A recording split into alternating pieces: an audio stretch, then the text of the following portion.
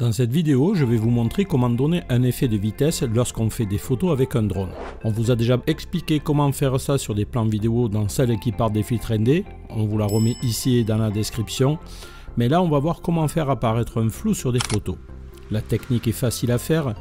C'est la même chose qu'avec un appareil photo. Il faut juste comprendre comment cela fonctionne et c'est ça que je vous montre maintenant. Pensez à nous mettre un pouce ou à partager, ça nous encourage et nous aide à faire connaître la chaîne.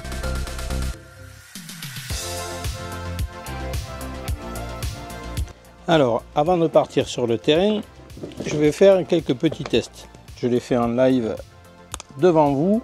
Je prends le flip parce qu'il a exactement la même caméra que vous pouvez retrouver sur un Mini 3, un Mini 3 Pro, un Mini 4 Pro. En utilisant ce drone, de toucher le maximum de personnes qui seront dans le même cas. Alors voilà, la radiocommande est allumée.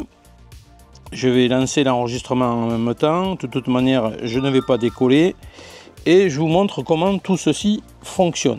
Donc si je me mets par là, alors c'est un peu cramé, hein, on est au mois d'août. J'arrose pas l'herbe, hein, j'essaie de faire gaffe. Donc si je suis en mode automatique, si j'essaye de faire une photo, ici ça va être net. Mes feuilles vont être à peu près nettes, mais je ne vais pas pouvoir faire grand chose pour pouvoir rajouter le temps d'ouverture. Plus le chiffre va être petit, plus le temps d'ouverture va être grand. Si je me mets en mode automatique, il me donne un équilibre de 640 et si je regarde l'histogramme en haut à gauche, on est à peu près équilibré au niveau de la lumière et du côté sombre. Et si j'enlève donc le côté automatique, c'est ce que je vais devoir faire si je veux jouer sur l'ouverture, plus je vais diminuer le temps d'ouverture, plus mon image va être sombre. Pourquoi? Parce que tout simplement, il y a moins de temps d'ouverture, moins de lumière qui rentre, donc l'image est plus sombre. Et si je veux que j'ai un maximum de lumière qui rentre quand je vais faire la photo, il va falloir que j'augmente le temps d'ouverture. Mais plus je veux l'augmenter, plus ma photo va être cramée. Donc en fait, ici, je vais faire quelque chose de tout simple. Je vais mettre un filtre ND et je vais prendre le plus important que j'ai. Alors si vous avez du 500 ou du 1000, c'est très bien. Moi je vais prendre déjà un 256 et je vais vous montrer ce que ça donne. Donc tout à l'heure vous vous souvenez du chiffre qu'il y avait, 640, et là vous voyez déjà je suis beaucoup plus bas. Donc on va l'enlever du mode automatique et on va pouvoir augmenter. Et je regarde toujours mon histogramme là-haut et vous voyez je peux augmenter, alors pas trop non plus. Mais voilà, je peux augmenter mon temps d'ouverture pour me retrouver avec un équilibre.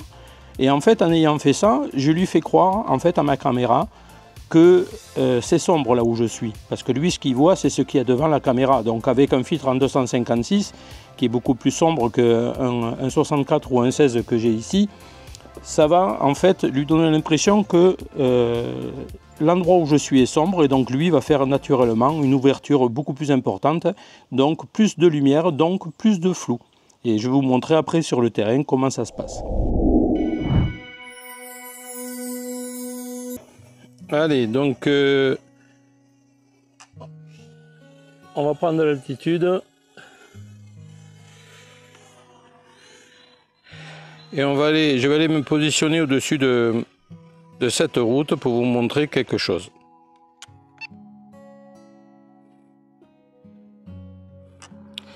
Donc là, si je veux faire un effet de mouvement en photo, si je fais une photo, alors je vous montre comment je me suis réglé. J'ai mis ma caméra en JPEG tout simplement. Et je ne sais même pas si je peux prendre de la rafale là-dessus. Oui, je peux faire de la rafale. Et je vais en mettre 5 ou 3, ça ira très bien. Parce que sinon, il va saturer. Donc vous voyez, quand je fais une photo, je vais attendre que les voitures passent. Quand je fais une photo, je vais faire une photo ici en mode automatique. J'ai levé qui est l'exposition qui est à -3, histoire de faire, on va dire, un équilibre assez sympa sur l'image. J'attends que les véhicules arrivent et là je vais shooter 3 fois. Donc il me fait 3 photos, il y en a 2 voitures ou 3 qui sont passées. Vous allez voir, il se passe rien de particulier. Donc je suis en mode automatique.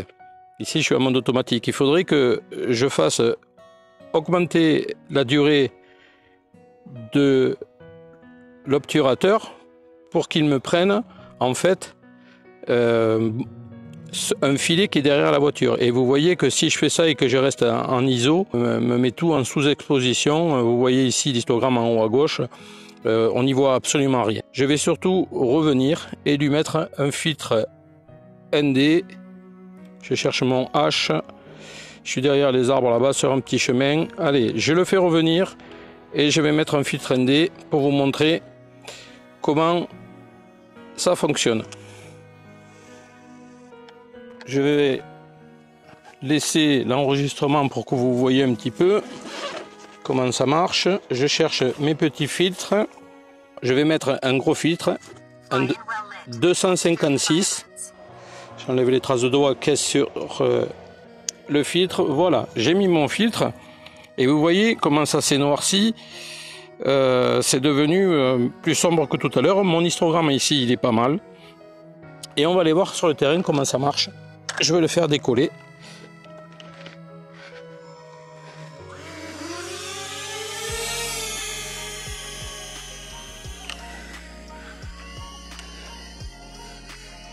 Vous voyez, ça donne une image plus sombre. Mais l'avantage d'avoir ce côté sombre, c'est que mon shooter va rester beaucoup plus longtemps ouvert.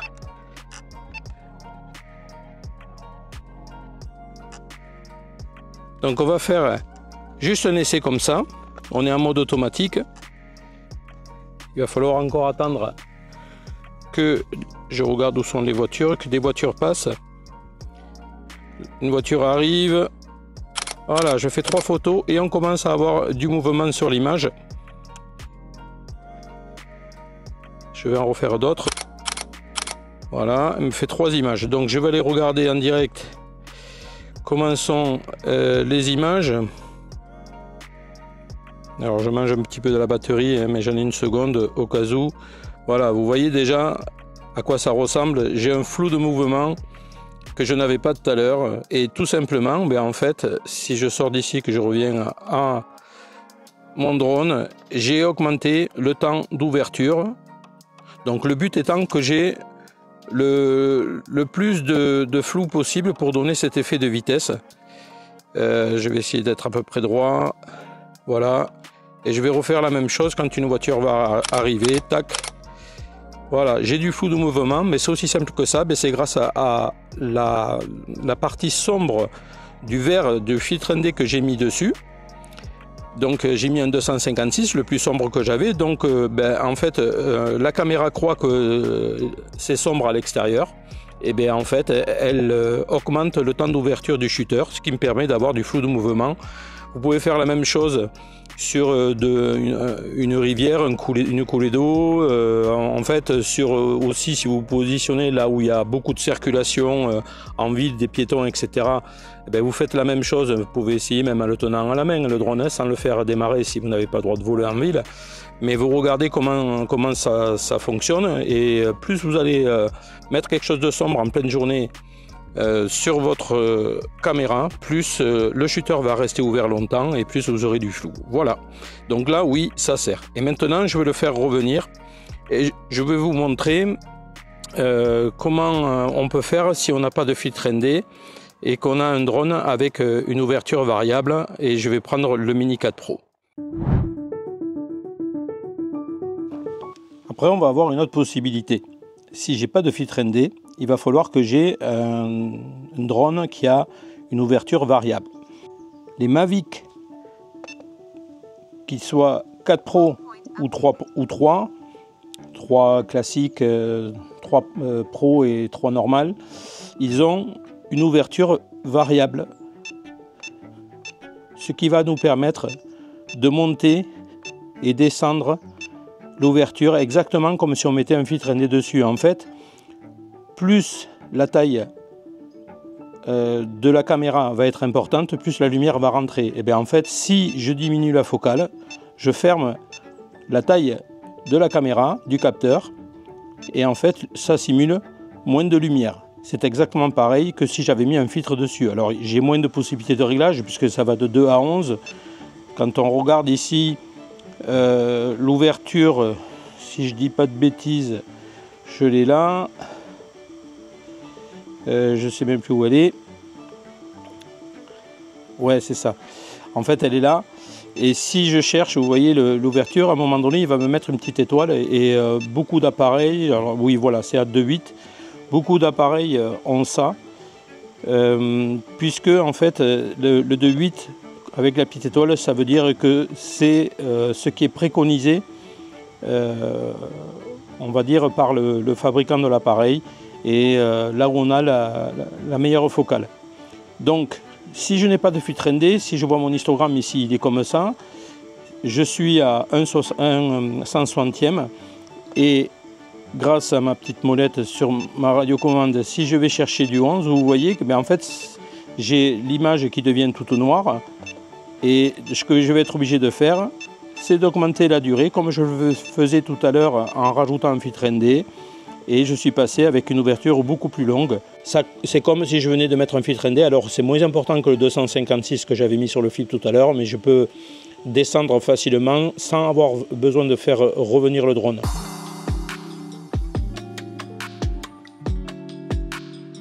Donc en fait, je vais le poser. Je vais le faire démarrer, je regarde mes réglages, je vais passer en mode photo. Je vais faire comme tout à l'heure, si je fais du rafale, je le laisserai sur 3, ça ira bien. Je vais aller voir les réglages de la photo, comment je suis. Ouais, on va laisser du 25 mégapixels, ça ira très bien. Je prends du 16/9 pour qu'on ait un maximum de surface. Et je laisse un JPEG, il n'y aura pas beaucoup de différence. Si je me mets en RAW, de toute manière, je ne compte pas retravailler les images. Donc lui, forcément...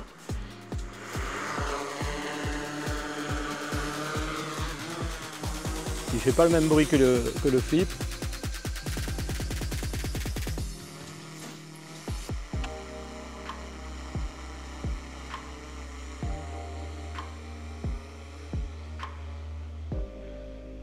C'est un gros bourdon. Alors techniquement, on va recommencer. Ouais, je vais me positionner un peu plus haut. Je vais prendre un peu plus d'altitude pour qu'on voit bien. Donc là, vous voyez, je suis en mode automatique. Si je fais une photo en rafale, eh ben, il va me faire comme tout à l'heure. J'imagine que si je vais dans le menu voir la photo que je viens de faire, elle va être très jolie. Elle est là, là voilà. Ah si, j'ai un petit peu de flou.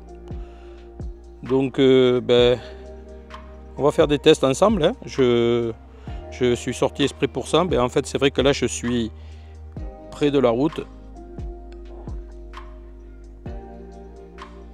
Alors en mode auto là, c'est clair que j'avais un shooter très grand, pardon, un ISO. Je vais le laisser l'ISO à 100. Donc là, je me sers de la radiocommande et du petit joystick qu'il y a dessus. C'est vrai que c'est super pratique. Donc si je regarde mon histogramme, il est parfait. Et si je fais une photo comme ça de cette voiture, il m'en fait 3. Je regarde.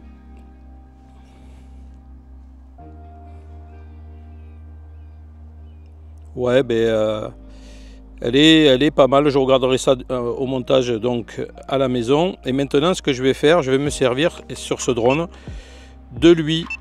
Mais l'avantage, vous voyez, comparé tout à l'heure au DJI Flip, c'est que sur lui, avec l'ouverture variable, je ne vais pas jouer sur la vitesse du shooter, mais sur l'ouverture. Et ça me fait donc ce que je voulais tout à l'heure, exactement comme si j'avais mis un filtre ND dessus. Sauf que là, j'ai pas mis de filtre ND. Et du coup, je vais pouvoir jouer sur l'ouverture. Si je regarde mon histogramme, je suis pas mal. Pour avoir aussi un flou de mouvement, on va attendre que la voiture passe, ou le camion. Le voilà, donc il va moins vite qu'une voiture, hein, on verra ce que ça fait. Là, il m'en a fait 3 sur cette voiture. Et donc l'avantage d'avoir une ouverture variable, et ça vous allez le retrouver sur la série Mavic, et que ce soit 3 ou 4. Voilà, vous voyez, j'ai mon flou de mouvement qui est sur cette voiture. Alors je l'ai juste sur le visuel de la radiocommande. Hein. Je regarderai ce que ça donne de la maison. en regardant de plus près. ISO 320, on va le changer. Je vais garder de l'ISO 100. Mon histogramme, il est au milieu, il est pas mal. Et je vais attendre qu'une voiture arrive. Je vais baisser un peu.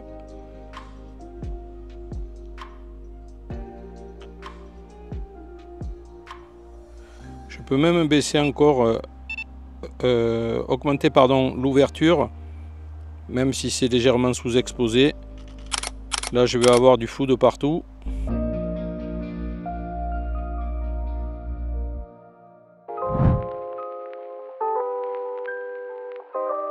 Comme vous avez pu le voir, la technique pour ajouter un flou de mouvement en photo est simple.